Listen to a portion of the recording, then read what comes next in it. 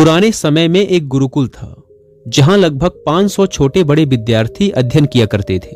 गुरुकुल काफी बड़ा और प्रसिद्ध था, इसीलिए दूर दूर से बच्चे यहां अध्ययन के लिए आते थे। उसी गुरुकुल में शाश्वत नाम का एक विद्यार्थी भी रहता था जिसकी उम्र लगभग 18 वर्ष थी। हालांकि शाश्वत बुद्धिमान, मेहनती और एक होनहार बालक था, लेकिन वह गुरुकुल में अपने प्रदर्शन और प्रगति से खुश नहीं था। उसे हमेशा यह लगता था कि वह उतना अच्छा नहीं कर पा रहा है जितना वह कर सकता है। उसे हमेशा अपने अंदर कमी महसूस होती थी और वह दूसरे विद्यार्थियों से अपनी तुलना करता रहता था। उसके मन में हमेशा एक ही प्रश्न चलता रहता था कि मैं अपना सर्वश्रेष्ठ कैसे बन सकता हूँ। अपने इसी प्रश्न को लेकर एक दिन वह अपने गुरुकुल के प्रधान गुरु के पास पहुंच जाता है और उन्हें प्रणाम कर उनसे कहता है, गुरुदेव, मैं जब भी किसी काम को अपने हाथ में लेता हूँ तो कुछ दिनों बाद या तो उस काम से ऊब जाता हूँ या फिर वो काम मुझे शुरू से ही बोझ लगने लगता है और उसके बारे में सोच सोच कर मैं तनाव से भर जाता हूँ। मैं किसी भी लक्ष्य को तय करने के बाद उसके परिणाम के बारे में ही सोचता रहता हूँ और डरता रहता हूँ और फिर ज्यादातर लक्ष्यों को बीच में ही छोड़कर वह करने लगता हूँ जो करना मुझे आसान लगता है और इसी वजह से आज तक मैं कोई भी महत्वपूर्ण लक्ष्य हासिल नहीं कर पाया हूँ। गुरुदेव, कृपया मेरा मार्गदर्शन करें। अपने शिष्य की पूरी बात को ध्यान से सुनने के बाद गुरु ने शांत शब्दों में कहना शुरू किया, क्या तुमने कभी सोचा है कि क्यों कुछ लोग अपने काम में महारत हासिल कर लेते हैं जबकि बाकी लोग हमेशा संघर्ष करते रहते हैं? क्यों कुछ लोग हर काम को बिना किसी चिंता और तनाव के आनंद के साथ करते हैं जबकि दूसरे लोग जल्दी ही तनावग्रस्त हो जाते हैं?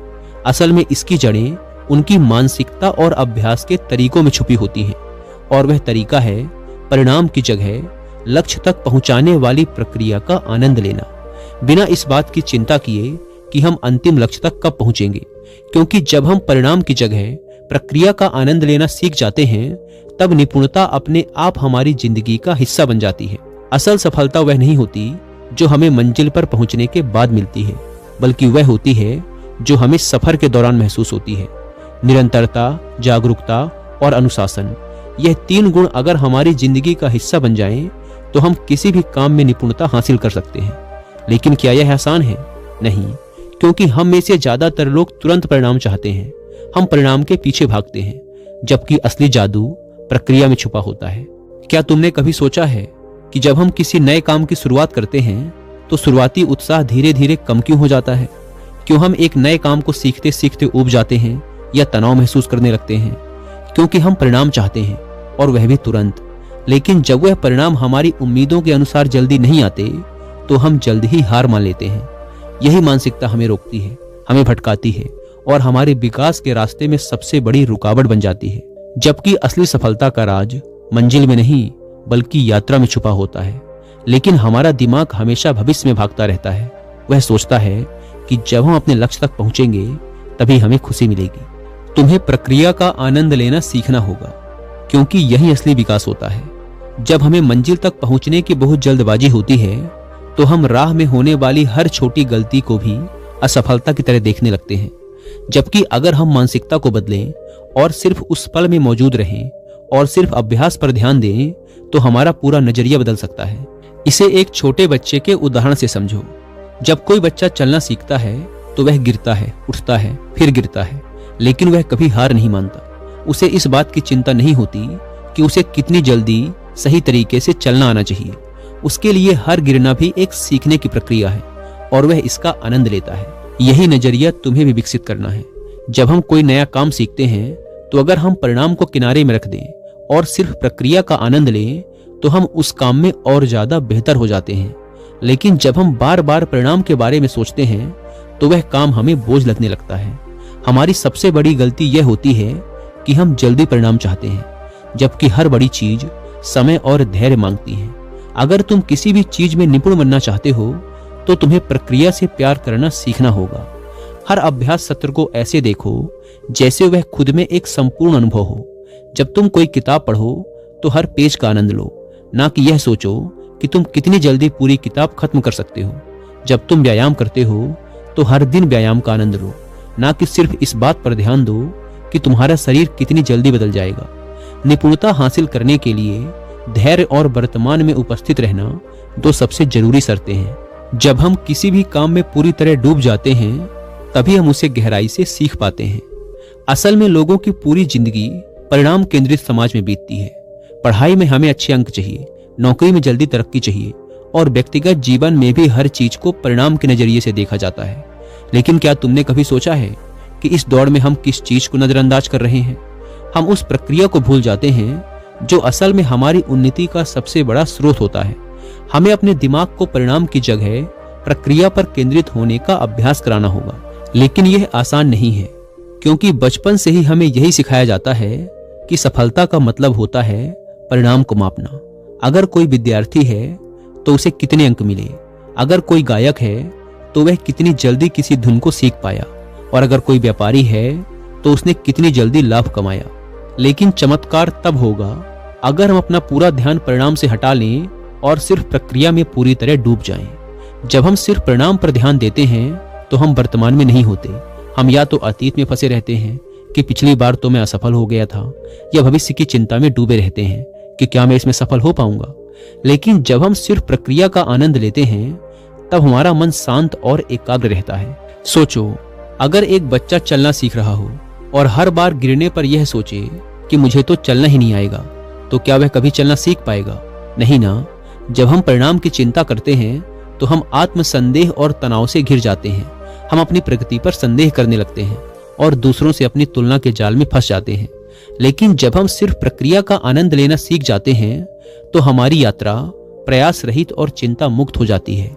जब हम बिना किसी तनाव के सिर्फ अभ्यास में मौजूद रहते हैं तो हम ना सिर्फ बेहतर प्रदर्शन करते हैं बल्कि अपने अंदर एक गहरी शांति और संतुष्टि भी महसूस करने लगते हैं। तो अगली बार जब तुम कोई नई कला सीखो, कोई नया काम शुरू करो या किसी भी लक्ष्य पर काम करो तो खुद से एक सवाल पूछो, क्या मैं इस काम से प्यार कर पा रहा हूं? अगर हां तो समझो कि तुम सही रास्ते पर हो, और अगर नहीं तो खुद को याद दिलाओ कि असली खुशी मंजिल में नहीं बल्कि इस यात्रा के हर छोटे छोटे कदम में है। शिष्य ने गुरु से अगला प्रश्न किया। उसने कहा, गुरुदेव, मैं किसी भी नए काम को शुरू करने से पहले ही दबाव में आ जाता हूँ। कोई नई चीज सीखने की सोचता हूँ तो दिमाग में हजारों सवाल आ जाते हैं। वह काम इतना उलझा हुआ लगने लगता है कि पता नहीं कब सीख पाऊंगा।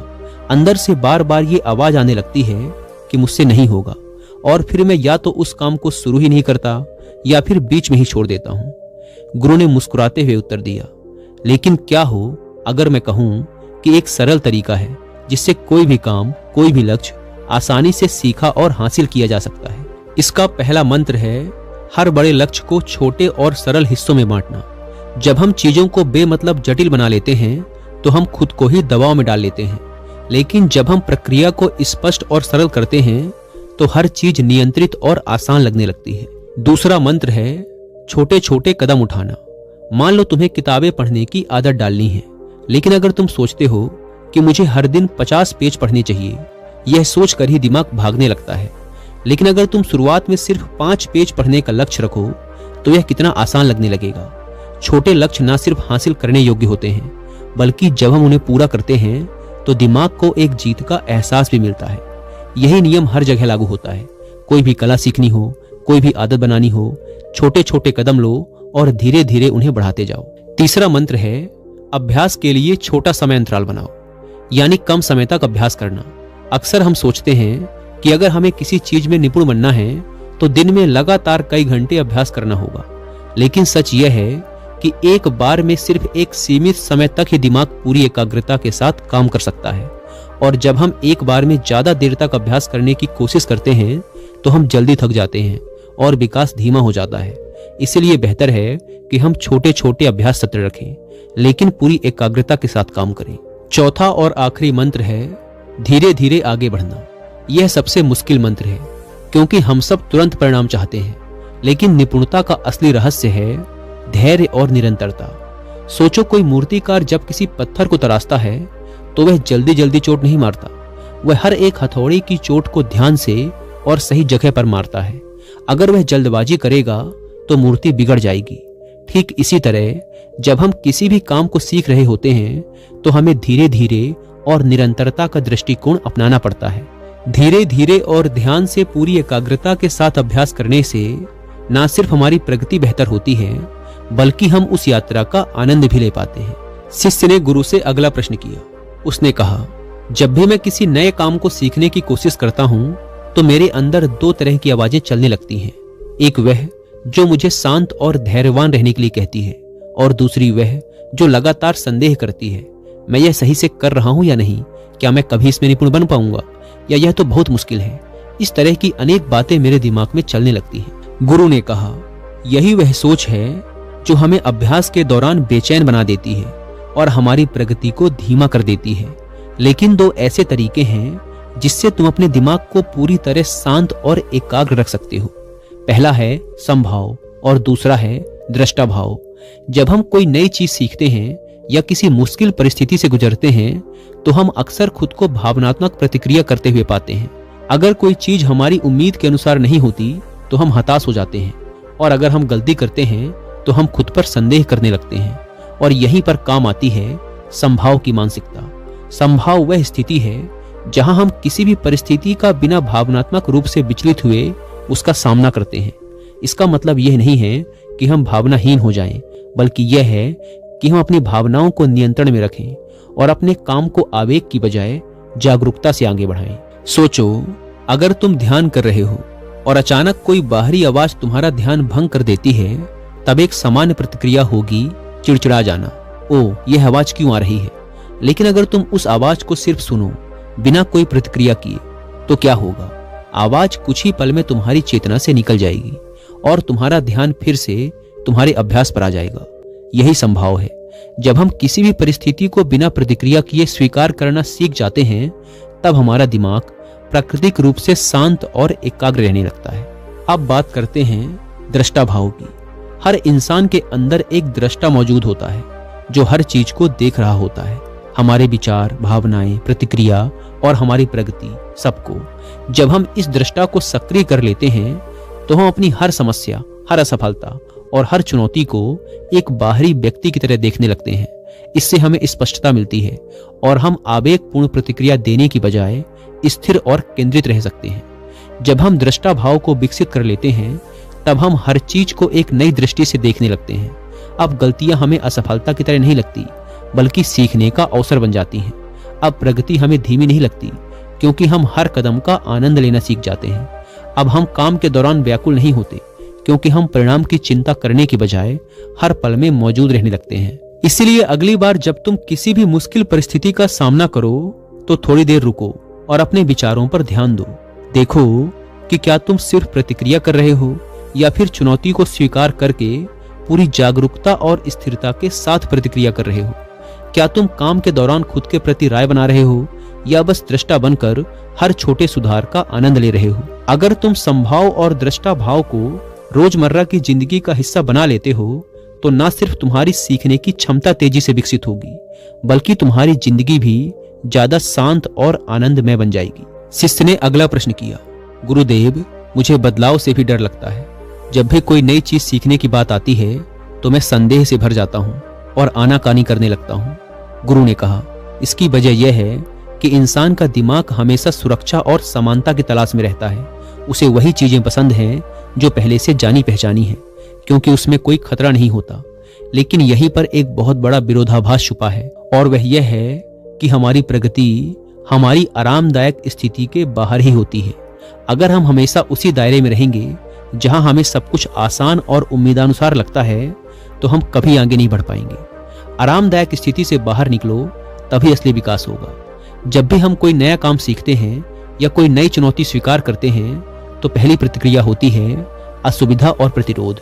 मान लो तुम कोई नई भाषा सीखना चाहते हो तो पहले दिन दिमाग कहेगा यह बहुत मुश्किल है, शायद मुझसे ना हो पाएगा। लेकिन यहीं पर एक बड़ा सवाल आता है, क्या तुम इस असहजता को स्वीकार करके आगे बढ़ोगे या अपनी आरामदायक स्थिति में वापस चले जाओगे? देखो, असहजता अस्थायी है। यह संकेत है कि हमारा दिमाग और शरीर किसी नई चीज को अपनाने की कोशिश कर रहे हैं। जब भी हम अपने सुविधा क्षेत्र से बाहर जाते हैं, हमारा दिमाग इसका विरोध करता है। लेकिन अगर हम धीरे धीरे इस प्रतिरोध को पार कर लेते हैं तो वही चीज जो पहले मुश्किल लग रही थी धीरे धीरे आसान लगने लगती है। यह ठीक वैसा ही है जैसे पहली बार व्यायाम करते समय शरीर बहुत दुखता है, लेकिन कुछ हफ्तों बाद वही घंटे भर का व्यायाम आसान लगने लगता है। हमारी सबसे बड़ी समस्या यह है कि हम सुविधा क्षेत्र से बाहर निकलने को ही